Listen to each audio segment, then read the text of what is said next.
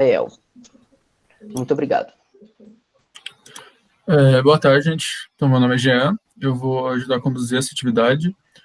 Antes do início, vou informar alguns pontos para melhorar o máximo possível o ambiente da conversa. Não é permitido a utilização da câmera e do microfone, a não ser pelos participantes. As perguntas, todas serão realizadas pelo chat e serão lidas pelos participantes, pelo Marcos e pela Cristiane, nos momentos oportunos da apresentação. Então, por favor, não utilizem o chat para demais assuntos. Os participantes que não cumprirem essas regras ou causar algum distúrbio durante a atividade terão a inscrição cancelada e acesso negado ao restante do evento. Então, para falar um pouco sobre empreendedorismo na biotecnologia, temos a Cristiane Toledo, graduada em Ciências Biológicas e mestrado em Genética pela UFMG, da Biominas. Ela faz gestão da inovação de novos negócios em saúde e desenvolvimento de novos produtos biotecnológicos. Ela auxilia startups biotecnológicas, desenvolvimento de novos produtos e de seus negócios, e presta consultorias para empresas do setor farmacêutico que desejam realizar inovações no mercado. E também Marcos Elisei, que é o fundador da Cervejaria Interiorana, empresa que atende a região toda do Vale do Paraíba e possui sede em São Paulo. Ele também disponibilizou um kit que vai ser sorteado para o pessoal da região de São Paulo. E o sorteio vai ser na sexta-feira, durante o encerramento da nossa semana de biotecnologia. Show de bola. Mais alguma coisa para falar aí, Jean? Acho que é só isso mesmo. Fiquem à vontade. Show de bola. Cristiane, você quer começar falando um pouco sobre tudo que você realiza na Biominas? Eu venho puxando em relação à produção de cerveja e tudo mais, e aí a gente vai fazendo um bate-papo legal. Perfeito, vamos lá. Bom, gente, boa tarde. É um prazer estar aqui com vocês hoje. Como me introduziram muito bem, Jean introduziu, eu sou a Cristiane, né? Eu trabalho atualmente na Biominas, eu sou coordenadora de projetos em inovação lá, o que significa que eu coordeno projetos principalmente relacionados ao desenvolvimento de startups biotecnológicas. Então, eu estou falando aí de programas de pré-aceleração de startups, né? É um momento em que a gente tem uma capacitação de pesquisadores que desejam se tornar empreendedores, e aí, durante essa metodologia, a gente vai ajudando eles com modelagem de negócios, e a gente vai entendendo um pouco melhor como que é enxergar aquela pesquisa, aquela tecnologia pelo ponto de vista do empreendedorismo, né? E aí tenho certeza que também Marcos tem alguma experiência nesse sentido de modelagem de negócios, né, Marcos? Me conta um pouquinho.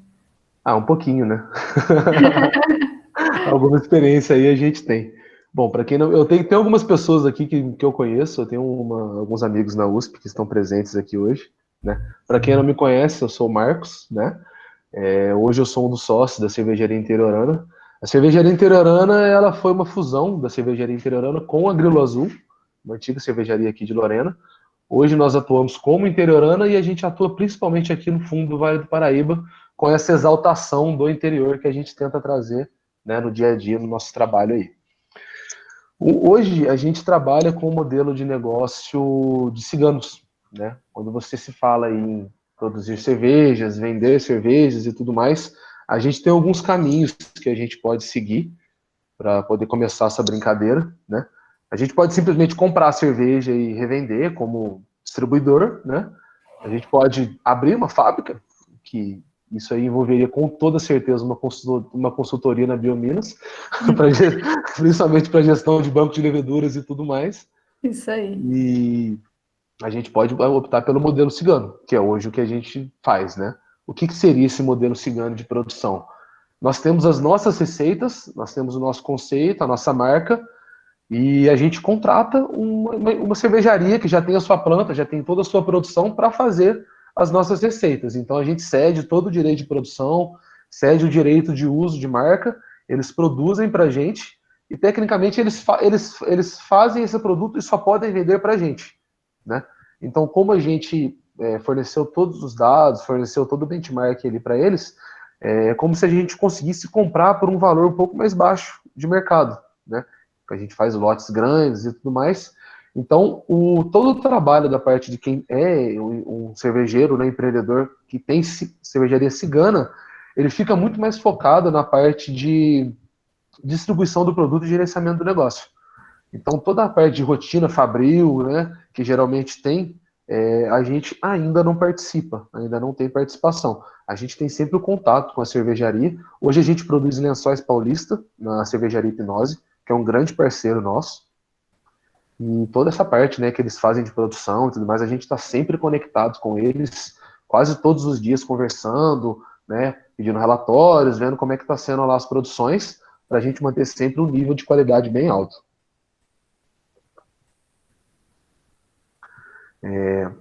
Mais uma coisa legal que seria para vocês, né, talvez seria mais interessante a gestão de banco de leveduras, que está muito mais focado na parte de bioquímica, biofermentação e tudo mais. Então, essa parte a gente não trabalha, mas eu tenho conhecimento também, né? Eu fiz engenharia de alimentos na Federal de Lavras, lá na UFLA. Sou formado também como sommelier de cervejas pela Associação Brasileira e Francesa de Sommelier. E hoje estou terminando meu curso de Tecnologia Cervejeira Avançada. Então, não produzo, mas tenho algum conhecimento sobre. Já ajuda bastante. Pergunta da Sara, como funciona a questão de controle de qualidade nesse modelo de produção? Então, como que funcionaria? Né? É muito sensorial também, tá? A gente não... Durante o processo produtivo, a gente tem sim o controle de qualidade, onde a gente vê todos os parâmetros de água, temperatura, pH, né? Tem toda a parte sensorial também, que a gente prova água, prova mosto, que o mosto ele é a mistura de malte com água, né, antes de virar cerveja. Então tem toda essa parte sensorial que a gente faz, né, durante o processo e os parâmetros. E quando o produto chega para a gente aqui, no carregamento, a gente faz a sensorial dele também, que é aquela parte chata que ninguém gosta, que é tomar cerveja. É a parte mais sofrida. Mas a gente faz todo esse controle de qualidade junto com a fábrica lá. Se tem alguma coisa ali que não está nos parâmetros, aí a gente levanta a bola e fala, pô, aconteceu isso e isso, o que a gente pode resolver, né? Como que funciona, Cristiano, essa questão de controle de qualidade para vocês? Então, para a gente é um pouquinho diferente, porque a Biominas, por si só, ela não produz. E aí a gente tem nosso espaço físico aqui em Belo Horizonte, que é a nossa incubadora, e dentro da incubadora nós temos cada empresa, né? A gente tem 14 empresas atualmente incubadas lá, e cada uma tem sua sala privativa. Então, o controle de qualidade é feito por cada uma delas no nosso espaço físico. Então, a gente tem um laboratório de uso comum que é para controle de qualidade, mas a responsabilidade desse controle é feita por cada empresa.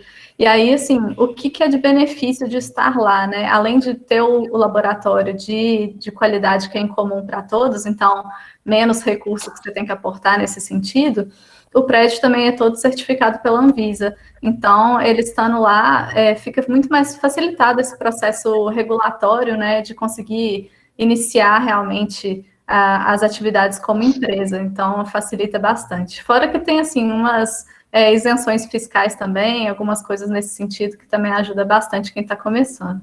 Legal. Vocês fazem algum tipo de protocolo para controle de qualidade, fazem gestão de qualidade, alguma coisa em algumas empresas, ou não tem muito a ver com o procedimento que vocês fazem lá? Não, a gente não faz. O que a gente faz, a gente ajuda na gestão do negócio. Então, a gente pega muito assim, a gente acompanha todas as empresas que estão com a gente para ter certeza que o negócio está andando na direção correta, mas a questão do produto mesmo, aí fica a questão para eles, né, para os empreendedores. Entendi. A gente dá a guia, né? Aí segue quem quer. Exatamente. Legal, tem uma pergunta aqui. Deixa eu ver. Renata está falando, boa tarde, rola algum tipo de análise química para evitar eventos como o da cerveja artesanal contaminada no início do ano? Ai, Baker, saudades. Ninguém fala, já bebi muito. Vocês acompanharam aí o caso que aconteceu lá? Sim, assim, não tão de perto, né, mas mais como player dentro da parte de empreendedorismo. Mas foi uma coisa que chocou muito a gente e, ao mesmo tempo, ficou muito tempo sem entender o que estava acontecendo, né? Então, foram várias hipóteses aí que surgiram e a gente tentando entender do lado de negócios também o que isso significava, porque a gente tem um apreço pessoal muito grande pela cervejaria, né? Os produtos de lá são muito bons, então a gente estava pensando o que ia acontecer com essas receitas, né? Se ia poder ser vendida depois para outras cervejarias, enfim. O que vai acontecer com isso? Da Baker, o caso que aconteceu lá, eu fiquei bem chateado, porque a Baker foi a primeira cerveja artesanal que eu tomei. A Medieval foi a minha primeira cerveja artesanal. Quando eu estava fazendo vestibular ainda, eu nem sabia o que estava acontecendo. Então, quando aconteceu, eu fiquei bem assustado, né? Porque acho que a Baker são pioneiros aqui no Brasil em relação à cerveja artesanal, né? Foram um dos primeiros a começar junto com a Colorado e tudo mais. Então, eu fiquei assustado na hora que me falaram isso. Eu falei, meu Deus, como assim? Né? Mas em relação à análise do que poderia ser feito para evitar, pode sim, né? Claro que existem análises aí que a gente pode estar sempre fazendo, e controle de processo, né? Um dos controles de processo que poderiam ser feitos e hoje passam já a ser obrigatórios, né? Nas cervejarias, que o mapa agora passou a cobrar, é o controle do volume do tanque de resfriamento, né? Onde você tem que instalar um alarme ali agora, caso o volume do tanque ele abaixe, né? Se esse volume do tanque abaixa, é sinal que ele está indo para algum lugar, porque ele roda em circuito fechado, né? Seja dentro dos fermentadores ou dentro dos resfriadores de placa. Então, se o volume abaixou, ele tem algum vazamento em algum lugar e precisa agora ter um alarme sonoro na cervejaria avisando isso daí, né? E essa é uma das medidas que estão sendo tomadas aí. E existem outras, claro, né? Sempre vistoria de tanque, não é uma coisa tão simples de ser feita, não é tão rotineira, né? Por viabilidade mesmo, de você estar sempre parando a sua produção para poder ficar ali vistoriando tanque e tudo mais, né? Análises químicas das cervejas podem ser feitas também, não são feitas com uma forma rotineira, né? Porque a gente garante todo o processo anterior para não ter problema depois, mas é uma série no caso deles, foi uma série de infortúnios, entendeu? Foi um conjunto de coisas erradas que coincidiram de uma maneira muito ruim e deu no que deu, né? Acaba que algumas coisas assim, infelizmente, acontecem, mas que a gente tem que passar a evitar sempre. Lucas mandou uma pergunta que um pedaço é para você, um pedaço acho que é para mim. Quer dizer, para nós dois, né? Não sei. Primeiro, se vocês têm algum tipo de estímulo por parte do governo e se acreditam que o Brasil seja um bom país para empreender. Acho que você pode começar, Marcos. Brasil, um país para empreender? Olha, é um país assim, para quem joga videogame, eu diria que é um país que a gente joga no hard, né? Não existem muitos incentivos, não, tá? Infelizmente, o Brasil hoje é um país assim que quem quer empreender tem que estar com vontade mesmo. Se você não está com vontade de empreender, se você está mais ou menos afim, nem vai, cara. Nem vai. Volta, mexe com isso não. Tem uma dificuldade fiscal, principalmente, muito grande aí, burocrática, né? Que leis assim não são muito claras, existem pontos cegos que a gente não sabe para onde correr, então realmente é uma dificuldade bem grande, né? Da nossa parte aqui, a gente vê uma dificuldade bem grande na parte de regularização para construção da cervejaria, tanto que muita gente opta pelo modelo que a gente trabalha hoje, que é o modelo cigano, né? Que a burocracia é, nossa, infinitamente menor. Enquanto você consegue abrir uma empresa cigana aí em menos de um mês, se você for bem organizado, para você abrir uma cervejaria mesmo com a sua planta, você leva no mínimo 6 meses, se for rápido e der tudo certinho, né? Já conheço colegas aí que começaram a montar, que ficaram coisa de pelo menos um ano tentando, apanhando e nada, o negócio não sai do lugar, cada um fala uma coisa e é bem complicado.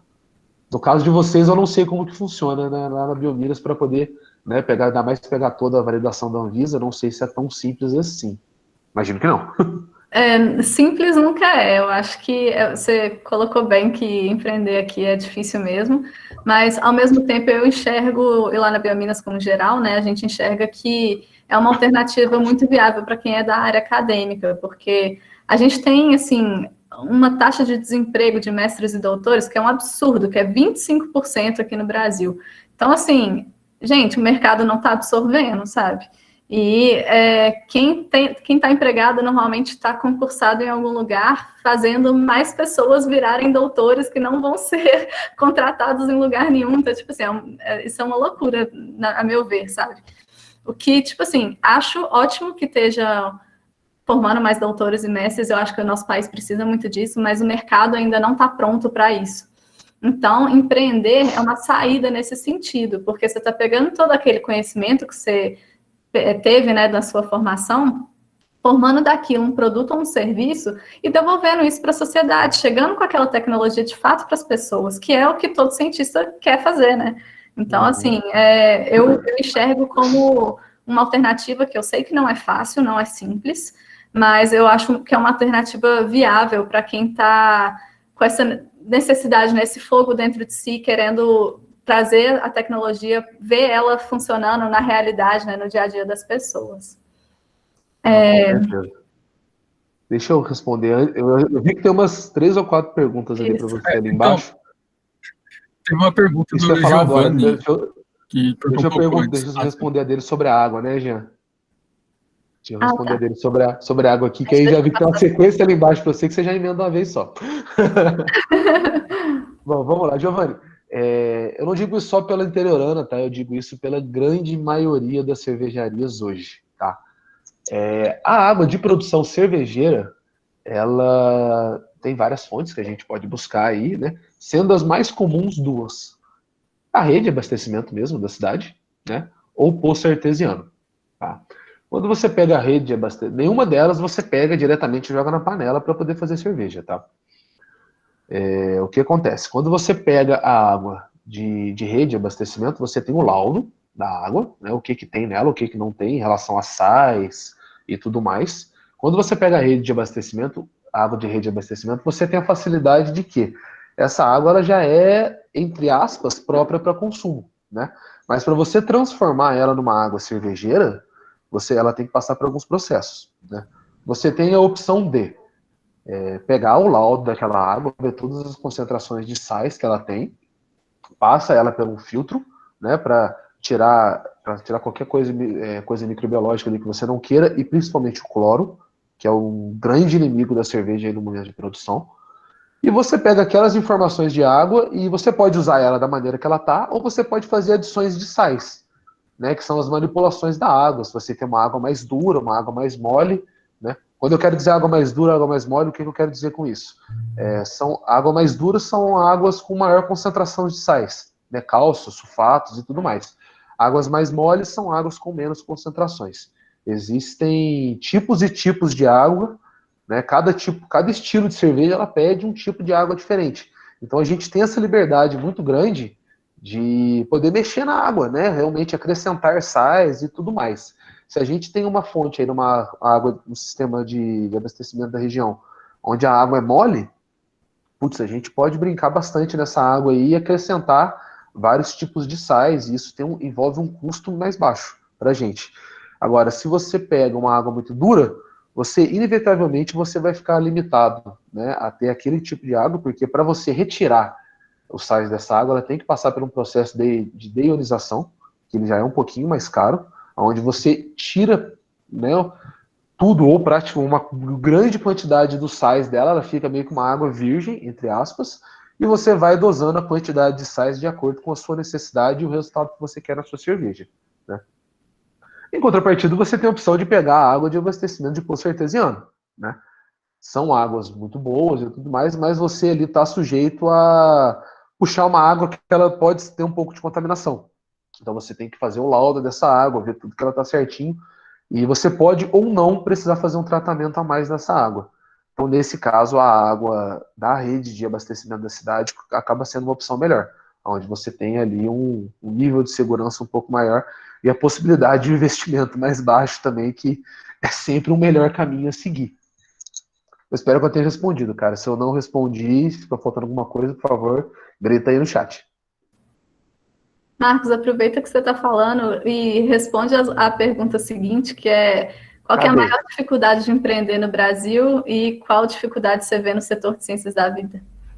Ciências da vida, não faz isso não, só. Bom, uma das maiores dificuldades de empreender no Brasil hoje, tá, que eu vejo, claro, falta muito incentivo, né, de todas as partes. Não que empreender, tá, seja uma coisa ruim, eu vou passar aqui para vocês, nossa, olha, é muito ruim empreender no Brasil, não vai para esse lado, muito pelo contrário. Você faz com prazer. Você trabalha muito mais do que se você estiver trabalhando numa empresa onde você tem o seu chefe, isso é óbvio. Você, às vezes, ali é domingo, é meia-noite, 1h da manhã, você está trabalhando, meu. Mas você está fazendo aquilo com prazer, entendeu? Então tem um nível de diferença aí, né? Tem as dificuldades, sim, mas tem os meios de superar essas dificuldades, né? Uma coisa que a gente tem sempre que levar em consideração quando você pensa em empreendimento é sempre equilíbrio, né? Não adianta você querer só trabalhar e não ver o lado pessoal também da vida, né? Então você tem que fazer esse equilíbrio para manter também a sanidade mental. Desculpa, gente, caiu um negócio aqui. Levei um susto. Então, assim, é complicado, sim, mas a gente consegue se virar bem com isso e consegue ter sucesso com toda certeza, né? Não sei se eu respondi a parte da ciência da vida, mas...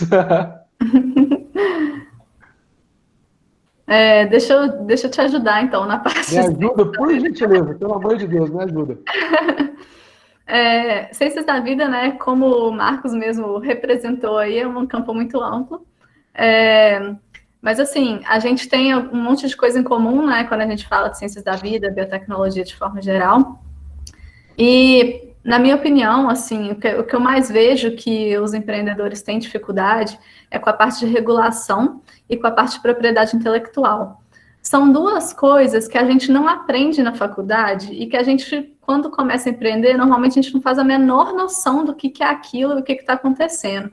Então, eu acho que, em parte por causa disso, tem uma dificuldade muito grande. Então, assim, fora que são processos que são mesmo burocráticos, quando você vai escrever patente, se você não escrever do jeito correto, ela fica voltando o tempo todo. E a parte de regulatória é a mesma coisa, né? Tem que estar com tudo bem certinho para poder ser aprovado. Então, são processos que são complexos mesmo. E também, como o Marcos mencionou, às vezes a gente fica meio trabalhando em áreas cinzas da legislação, sabe? A legislação não está a par do que está acontecendo hoje em tecnologia, e não é que eles não enxergam, eles enxergam, mas é porque não dá tempo deles escreverem todas as leis, todas as regulações, no mesmo ritmo que a tecnologia vai avançando. Então, acaba que a gente trabalha, assim, muito na área cinza da legislação, e aí, quando a legislação vai saindo, a gente vai se adequando, né? Então, são essas dificuldades que eu enxergo, muito por essa questão de falta de conhecimento nosso como cientista, assim, por não ter esse preparo, sabe? E até uma das coisas que a gente tem como objetivo nos programas de pré-aceleração lá da Biominas é sensibilizar nesse sentido, mostrar onde procurar, como fazer, onde buscar ajuda, para poder ter essa parte um pouco mais tranquila, assim. Então, em questão de dificuldades, eu sinto isso, assim. Simone fez uma pergunta: como funciona o processo de construir negócios e criar ambientes de inovação pela Biominas? As pessoas vêm até vocês com um projeto e vocês ajudam com as estratégias? E você usa muito sua formação acadêmica no trabalho? Tá, então vamos por partes aí. Processo de construir negócios e criar ambientes de inovação na Biominas e como que isso acontece. Depende um pouco da maturidade, do nível de maturidade, né, do projeto ou da empresa. Quando eles vêm mais incipientes, a gente encaminha para o nosso programa de pré-aceleração, quando a gente tem chamada aberta, ou para o nosso curso online, que é a mesma metodologia, que é o BioStartup Academy. Então, que é essa primeira capacitação, né, do cientista virando empreendedor. Então, começando tanto no nível pessoal, quanto também no nível da startup, começando a amadurecer um pouco mais. Então, quando ela está muito no começo, a gente lida dessa forma. E quando está um pouquinho mais no meio do caminho, a gente tem nossa incubação, que pode ser feita de algumas formas diferentes. Então, a gente tem uma incubação, por exemplo, em que a gente dá mentorias para as pessoas, a gente tem também uma rede de mentores que são especialistas, né? Tem advogados, tem o pessoal do INPI mesmo, para propriedade intelectual, enfim, várias pessoas nesse sentido, que vão ajudar essa pessoa a dar o apoio, né, para ela continuar crescendo e aumentar o seu nível de maturidade. E aí, para quem já está mais avançado, a gente tem a incubadora, que é o nosso espaço físico, onde as empresas, né, podem ter suas salas privativas já para finalização de P&D, né, de pesquisa e desenvolvimento, e início de produção. Então, as empresas que estão lá atualmente, a maioria delas atualmente está produzindo já e vendendo, mas tem algumas que estão ainda no final de pesquisa e desenvolvimento, já visando essa produção, né? Então, por isso que elas estão lá. Espero que eu tenha respondido, tá? Então, assim, se não ficou muito claro ainda, avisa que a gente esclarece. Mas, assim, diga. Só complementando aquilo que você falou sobre a dificuldade de propriedade intelectual junto ao INPE e do INPE, a gente passou por uma situação bem chata aqui, né? Diga. Uma vez que foi a perda de uma marca nossa. Né? Como que aconteceu? Me conta. Como que aconteceu foi um dia maravilhoso da minha vida, né? Quando eu estava na faculdade, eu comecei a produção de cerveja muito cedo, né?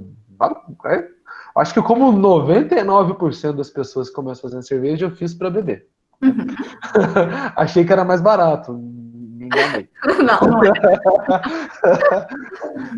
A conta não fechou depois, mas tudo bem. Aí, pô, a gente começa fazendo, vai brincando. Eu falo, tá legal isso daqui. O pessoal falou, pô, vocês vendem? Ele falou assim, não, a gente não vende, mas você quer comprar? Quero. Eu falei, então beleza.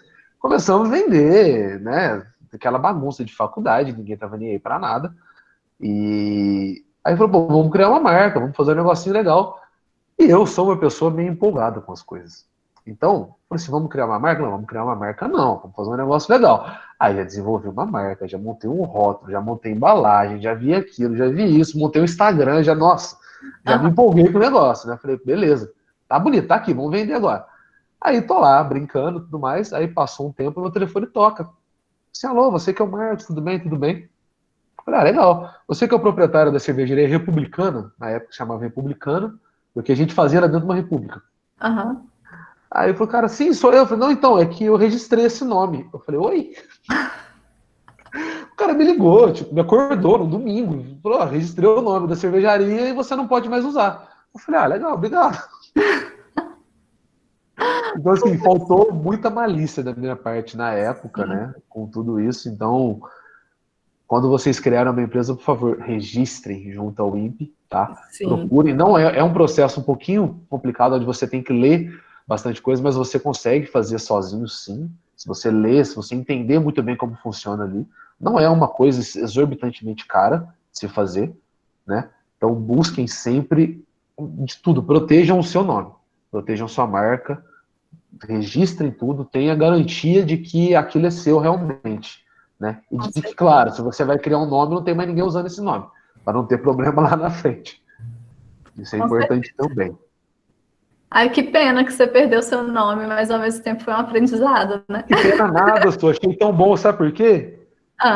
Eu ri depois do cara, porque ele não conseguiu registrar o nome. Ele perdeu o processo.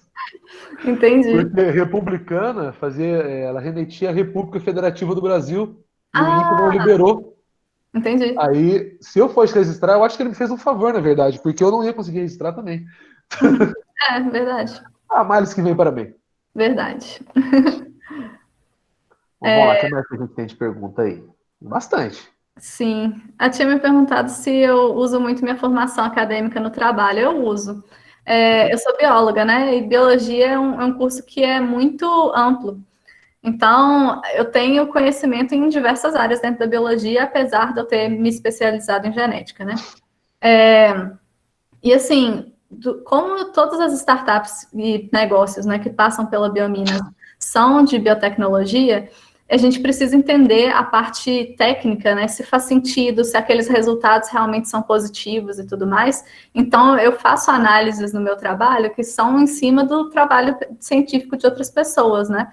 E aí eu só consigo fazer isso com o know-how que eu tenho. Então, sim, eu uso bastante, tanto na parte de startups, quanto também na parte de fazer consultoria para a indústria farmacêutica, porque a gente está procurando novas tecnologias, né? E aí eu tenho que saber o que é inovador, o que não é, como que funciona e tudo mais. Então eu uso pra caramba. Vamos ver o que mais. O James fez uma pergunta que eu imagino que seja extremamente para você. Sabe se tem muitas oportunidades para empreender em melhoramento genético? Existe espaço para pequenas empresas em melhoramento vegetal? Com certeza.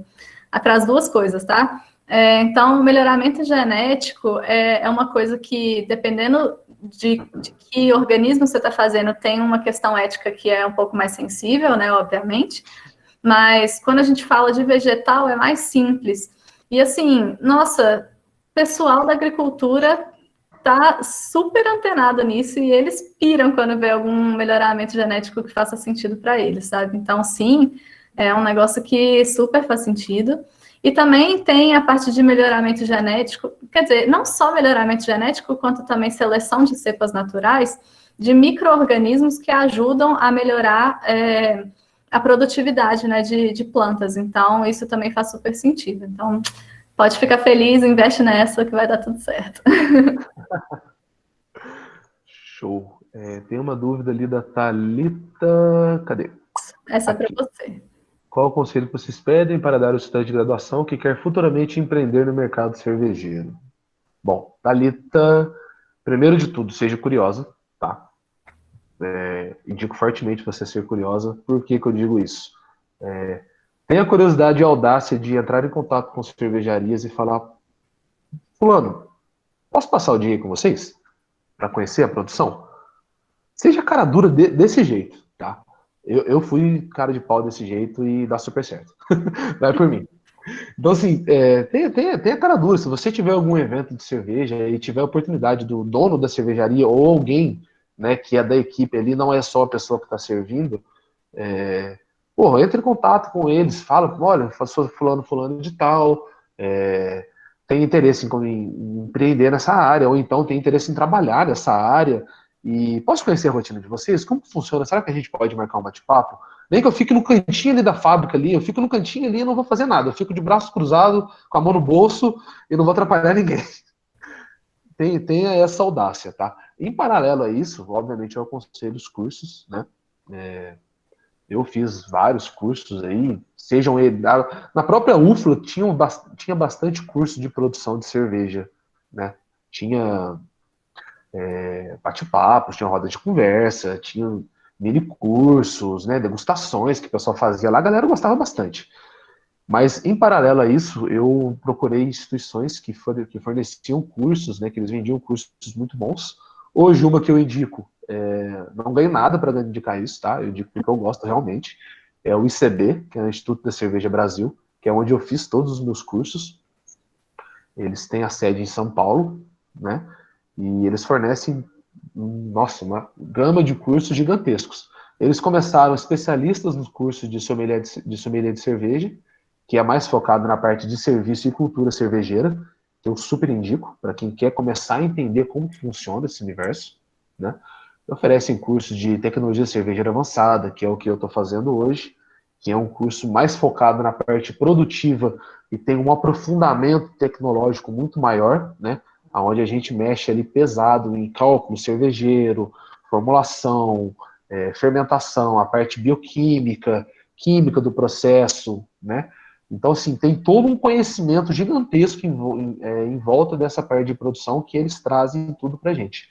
Tem também a Escola Superior de Cerveja e Malte, tá? Que ela fica no Sul, que é uma universidade, realmente. Eles oferecem hoje um curso de pós-graduação de cerveja, que tem ali, se eu não me engano, são 2 anos de curso, tá? Então, assim, tem uma quantidade razoável de cursos aí. No final da conversa, eu vou deixar meu e-mail para quem quiser trocar uma ideia, tá? Eu indicar lugares e tudo mais que a gente pode tá direcionando vocês aí para quem quer realmente seguir aí carreira. Não tem erro não, isso aí a gente ajuda da melhor maneira. Nem que eu tenho que enfiar vocês lá dentro da cervejaria Hipnose lá, eu falo com o Rafael, que é o responsável de produção lá, e vocês vão lá encher o saco dele, ela fala que eu mandei vocês lá. Vamos lá, perguntas do Caio. Vocês acham viável sair da faculdade e já empreender ou é importante ter uma experiência prévia? Sim e não, né? Aí depende o quão cru você tá, né? Se você, na própria faculdade, né, imaginou que, não sei de qual faculdade você é, mas grandes faculdades, e muitas faculdades, elas oferecem aí uma base de empreendedorismo legal, né? Existem núcleos aí de empreendedorismo. A UFLA mesmo, ela tem vários núcleos de estudo, várias empresas júniores que eles deram pra gente uma base gigantesca de como que funciona essa parte de funcionamento dentro de empresa. Ainda mais dentro de empresas juniores, né? Que você tem ali a vivência empresarial sem estar numa empresa. É uma coisa muito doida. É uma coisa muito, muito doida. Então, claro que um pouquinho de experiência anterior é viável, né? Ajuda bastante. Mas, cara, se você não tem, eu indico arriscar. Claro, você começa primeiro numa coisa, num investimento de baixo risco, né? Numa empresa pequenininha ali, que você pensa assim, pô, se quebrar tudo bem, né? Não vai acabar com a minha vida. Pelo amor de Deus, não vai investir R$500 milhões em um negócio que você não sabe o que está fazendo, né? Faça uma pesquisa de mercado muito boa, faça um planejamento muito bom, faça um planejamento financeiro muito bom, faça um estudo de tudo que você vai fazer, viabilidade, cara, tudo que você puder ter de informação, tudo, tudo. Não tome nenhuma decisão sem ter informação. Decisão sem informação é só uma opinião, não tem nada a ver com decisão, entendeu? Então, tudo que você puder juntar aí de informação, extremamente viável você conseguir por esse caminho. Eu concordo bem. Eu acho que não faz mal nenhum de já sair empreendendo, desde que você entenda onde você está se metendo. Basicamente. E assim, até que muitas vezes também a experiência dentro de empresas não vai te preparar para empreender, porque as experiências são muito diferentes. Então, obviamente, dependendo do tipo de empresa, né? Porque quando você está, tipo, na Biomina, você aprende tudo sobre como empreender. Mas, enfim, é exceção, né? Mas, assim, eu concordo demais com o Marcos, sabe? Eu acho que você tem que ter o conhecimento inicial, você tem que saber sobre o mercado demais de onde você está entrando, porque você não quer ser mais um, né? Você quer ter sucesso, e para ter sucesso você tem que ser diferente. Então, como que você vai ser diferente naquele meio? Qual que vai ser seu diferencial competitivo, né? Enfim, eu acho que o caminho é por aí. Tem uma pergunta para você, Marcos, que é do Lucas. Vocês já tiveram experiências com empréstimos e incentivos bancários? Como que funciona a burocracia e os requisitos? Vocês não mexem com essa parte de financiamento e tudo mais? Não, a gente só indica o caminho. A gente fala, olha, existe BNDES, existe FAPESP para quem está, né? PIP da FAPESP para quem está em São Paulo, etc. A gente só ajuda. Não, a gente faz sim. Fizemos recentemente, inclusive. Né? Com a entrada aí da pandemia, foi um momento de incerteza gigantesco, né? Que a gente praticamente ficou parado 30 dias aqui, desesperado, o que vai ser da minha vida e boleto chegando, né? Então, assim, a gente, né, Interiorana hoje é uma empresa que ela tem, assim, uma atuação forte, mas ainda assim somos pequenos, né? Então, isso impactou a gente, nossa, foi gigantesco o impacto.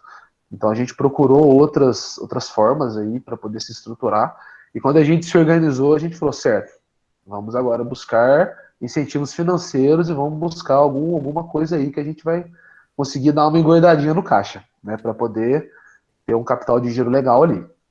Então a gente fez sim empréstimo, tá? Isso acontece com frequência, não só com a gente, né, com várias empresas aí. A gente teve fez uma análise bem legal aí. Na época a gente fez empréstimo com o Banco do Povo Paulista, que estava com uma taxa de juros bem atrativa, um valorzinho legal, que deu para, né, dar um fôlego bacana para a gente. Então, assim, funcionou bem para a gente. Em questão de burocracia, não teve muita, tá? teve lentidão de processo. Por quê? Como a gente passou por um momento de adaptação em relação ao nosso modo de trabalhar, eles também passaram, né? E eles estavam acostumados a fazer tudo fisicamente. E, de repente, tudo online, e eles não tinham também estrutura para isso. Então, do dia para a noite, eles tiveram que criar uma estrutura para atender online essas solicitações. Então, isso deu uma atrasada ali no procedimento, foi um pouco trabalhoso, demorou um pouco mais do que a gente gostaria, né? Mas em questão de burocracia, a gente não teve problema. Teve problema muito com lentidão por questão de necessidade de adaptação deles. Né? Imaginou que se fosse numa situação normal, talvez tivesse sido mais rápido. Mas é super válido, cara. Esses empréstimos que eles liberaram foi uma coisa que ajudou bastante aí, não só a gente, mas muita gente também. Ouvi relatos aí de pessoas que realmente não conseguiram, né, que se enquadravam em todos os pré-requisitos e tudo mais, e não conseguiram por algum motivo. Não sei se foi por desorganização de quem estava, né, provendo o empréstimo, ou se foi por desorganização de quem estava intermediando o procedimento, mas teve esse infortúnio para muita gente aí que não conseguiu muita coisa. Mas, se não dá de um jeito, a gente tenta do outro, né? É a vida. É isso aí. E você fez empréstimo em banco normal ou você procurou o BNDES? Banco do Povo Paulista. Ah, legal. O Banco do Povo Paulista, né, como já diz o nome, ele é só aqui em São Paulo, mas ele ofereceu um incentivo legal pra gente, assim, sabe? Que bom. O BNDES a gente não chegou a procurar porque o BNDES eles estavam com um valor muito, muito alto, era muito mais do que a gente precisava, né? Sim. E a gente não quis se comprometer a pegar um valor tão alto assim, a gente quis pegar o essencial para poder fazer planos de efeito imediato, né? Uhum. Então a gente não fez nenhum planejamento a longo prazo. Todos os planejamentos que a gente tem feito ultimamente são para no máximo 60 dias. Uhum. Então, se alguém chega pra gente com uma proposta, cara, vamos fazer um negócio que vai render fruto daqui 3, 4, 6, 12 meses, eu olho pra cara e falo, não vai rolar, desculpa. Então, a gente está fazendo planos bem imediatos, assim, porque o cenário está mudando toda hora, né? Toda hora está mudando e a gente tem que estar super, hiper ligado ali para ver para onde que a gente vai. Então, a gente está num estado constante de alerta. Mudou alguma coisa, a gente já vê para onde que a gente vai correr já. Para não ficar para trás e já arrumar a melhor solução possível. Verdade. Eu acho muito inteligente isso que vocês fizeram, de ir pouco a pouco, sabe? Porque é o que você disse, está tudo muito instável, as coisas estão mudando muito, e principalmente quando a gente fala de ramos tanto de alimentícios, mas também da parte de congregação das pessoas, né? Então, realmente faz todo sentido o que vocês estão fazendo. A gente trabalha com um produto que ele é basicamente o centro da convenção social, né? Sim. Então, é ele que faz acontecer a aglomeração, então a gente tem que tomar muito cuidado. É verdade. Não pode aglomerar, então a gente já fica meio assim. É verdade. Tem uma última pergunta da Vitória. Quais as principais dicas para quem tem ideias de produtos biotecnológicos, mas ainda não sabe bem por onde começar um negócio? Bom, vamos lá. Se você tem uma ideia de produto biotecnológico, eu estou supondo que você já tem o know-how para fazer ela, e eu estou supondo que você conseguiu convencer aí uns 2 amigos a entrar nesse barco junto com você, tá bom? Porque sozinho ninguém faz nada. Então, eu estou partindo desse pressuposto. Eu acho que vou reiterar o que o Marcos falou de ser curioso, então isso é fundamental quando a gente vai empreender. E peça ajuda, se capacite. Então, primeira coisa antes de tudo, né, como a gente mencionou, o conhecimento é tudo. Então, saber onde você está indo, onde você está se metendo, né, basicamente, é muito importante. E aí, você pode fazer isso de diversas maneiras. Você pode fazer isso por conta própria, ou você pode pedir ajuda para outras pessoas. E essa ajuda pode ser também de diversas maneiras. Você pode pedir mentoria para pessoas que você sabe que, por exemplo, para outros empreendedores que já passaram por isso, e aí vão te ajudar, né, a dar o caminho das pedras. Ou você pode, né, porque uma coisa não exclui a outra, você pode procurar cursos de empreendedorismo ou pré-acelerações, que aí são duas situações semelhantes, né, que vão te ajudar a entender melhor como que faz para poder realmente tirar essa ideia do laboratório, passá-la para o mercado, com todos os percalços que existem aí no meio do caminho. E aí, obviamente, não posso deixar de falar, né, do nosso produto na Biominas. Então, a gente tem um curso de pré-aceleração de startups, que é o Biominas Academy, ele é todo online, então agora na pandemia é tranquilo de fazer. E também a gente tem alguns editais que de vez em quando eles abrem, que é para fazer isso, assim, né, em tempos normais é presencialmente, atualmente é virtual também, e a diferença é que tem uma mentoria conosco e tudo mais, algumas outras atividades. Então eu diria isso, sabe? Seja curiosa, procure ajuda, se capacite e bola para frente. Acho que é isso. Simone, Marcos, como vocês estão fazendo para continuar vendendo agora na pandemia? Muito boa pergunta. A gente está fazendo milagre. Mentira. Tô brincando. Eu até pedi para trazerem aqui para mim, para mostrar, né? Fazer um marketing aqui agora. É a hora do merchan, é a hora do merchan. Quando se fala em consumo de bebida alcoólica, no caso cerveja, né? Você imagina que precisa de um vasilhame e tudo mais, né? A gente hoje trabalha basicamente com chopp, né? Que a gente viu aí que a gente consegue trazer um nível de qualidade muito maior, porque o chopp ele não passa pelo processo de pasteurização. E quando a cerveja ela passa pelo processo de pasteurização, ela perde muita coisa, né? E a gente, como trabalha com produtos extremamente aromáticos, extremamente saborosos, e então, para a gente não é interessante que tenha essa perda. E o que a gente tem feito? Quando você fala em consumo de chopp, putz, cara, vai consumir chopp tem que ser no copo, direto no bar, como que você vai fazer isso? O que a gente tem de solução para isso? Não foi uma solução que a gente inventou, é uma solução que já existe no mercado, mas que não era praticado muito aqui na região. Então, o que a gente trouxe? A gente trouxe essas embalagens que chamam-se growler, tá? O conceito de growler, ele é basicamente o chopp na garrafa, tá? Então a gente tem esse daqui, que é um modelo PET, que a gente coloca para o pessoal, e a gente tem agora também um modelo de growler de vidro, que é um pouquinho mais sustentável, né? Que você pode reaproveitar quantas vezes você quiser. Então, como que funciona? A gente está hoje fazendo muito no sistema delivery, né? A gente tem aí as plataformas de delivery, os aplicativos, iFood, Yakifome, Rapidão, Boomer, Rappi, Uber Eats e por aí vai, né? A gente cadastra todos os nossos produtos lá e a gente começou trabalhando nisso, né? Em paralelo a isso, a gente começou também a ver alguns estabelecimentos que tinham interesse em fazer parcerias, onde a gente colocaria os produtos e eles faziam os deliveries para a gente. Começamos a montar postos de delivery, então a gente tem ampliado nesse sentido, não só em Lorena, então a gente montou um posto de delivery em Cruzeiro, onde ele faz o delivery toda ali da cidade. Estamos levando agora para Minas Gerais também. Inclusive, Cristiano, se você estiver passando por Lavras, não deixe de provar interiorana. A gente está montando agora também um posto de delivery em Lavras, né? Que é a minha cidade, minha segunda cidade, que eu morei 6 anos em Minas, então eu sou um semi-mineiro. Então a gente tem montado por lá também e a gente está fazendo dessa forma por enquanto, né? Tem clientes, sim, que querem colocar chopeira, querem fazer alguma coisa, tá tendo esse mínimo de movimento de retomada, né? Mas a gente não está apostando nem um pouco nisso. A gente, né, eu pelo menos tenho a opinião que, como é uma coisa muito incerta, a gente não tem certeza se essa retomada realmente vai durar. E a gente tem tido exemplos aí no mercado de flutuações, né? Vai e volta, abre e fecha, abre e fecha, abre e fecha. Então a gente está apostando zero nisso, né? Estamos apostando muito mais nesse lema de beba em casa, fica em casa, curta sua cerveja em casa, né? Ah, quer sair de casa? Vem aqui buscar e volta para sua casa.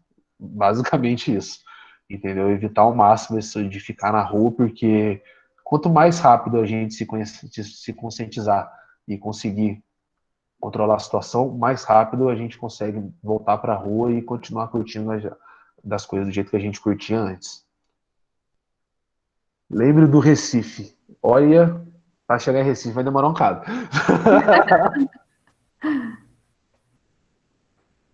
É isso aí. Tem uma pergunta para mim. Nesse tempo de pandemia, também caiu o número de empresas que estão começando a empreender? Não, porque como a gente está mexendo com a área de biotecnologia, startups relacionadas à contenção e prevenção e várias coisas relacionadas ao Covid estão, pipocando. Então, tem muita coisa sendo feita nesse sentido. E até falando um pouco de incentivo, né? todo o incentivo, acho que todo o dinheiro que existia para pesquisa e desenvolvimento, e mais um pouco, está todo sendo alocado para a Covid atualmente, né?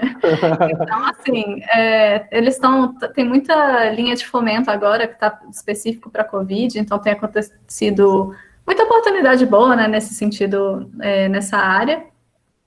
E as outras áreas de biologia estão sofrendo um pouquinho por causa disso, obviamente, né? Porque se foi tudo alocado para um lado, para o outro lado falta, mas isso também não quer dizer que estão deixando de empreender, tá?